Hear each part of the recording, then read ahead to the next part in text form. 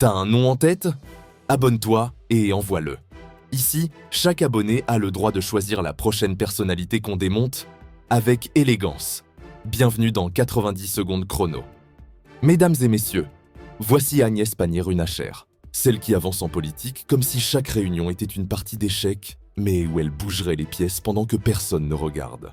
Passée de l'ombre discrète des couloirs ministériels à la pleine lumière des polémiques, elle a troqué le silence des notes internes contre la musique parfois grinçante de l'opinion publique.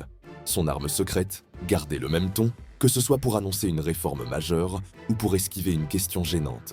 Avec elle, chaque intervention ressemble à une opération chirurgicale nette, froide, millimétrée, mais qui laisse souvent le public se demander si le sujet est encore en vie. Dans ce monde aseptisé, elle a appris à manier l'art du détournement de responsabilité, transformant chaque dossier brûlant en une patate chaude qu'elle refourgue à l'échelon d'en dessous avec un calme olympien. Elle ne fait pas de vagues, elle crée des courants sous-marins, ce qui déroute sans qu'on sache jamais trop d'où vient le courant.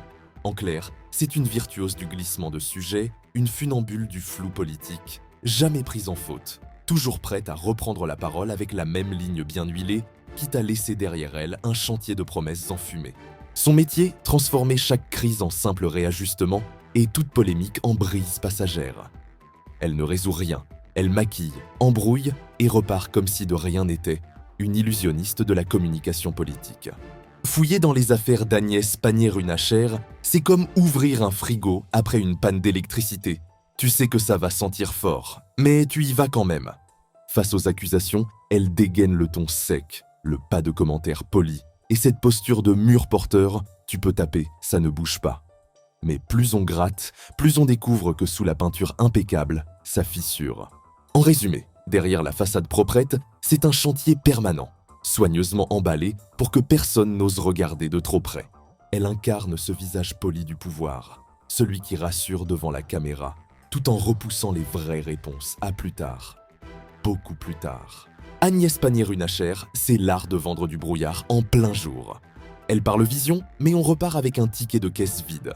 Les crises, elle les transforme en opportunités pour reporter la solution.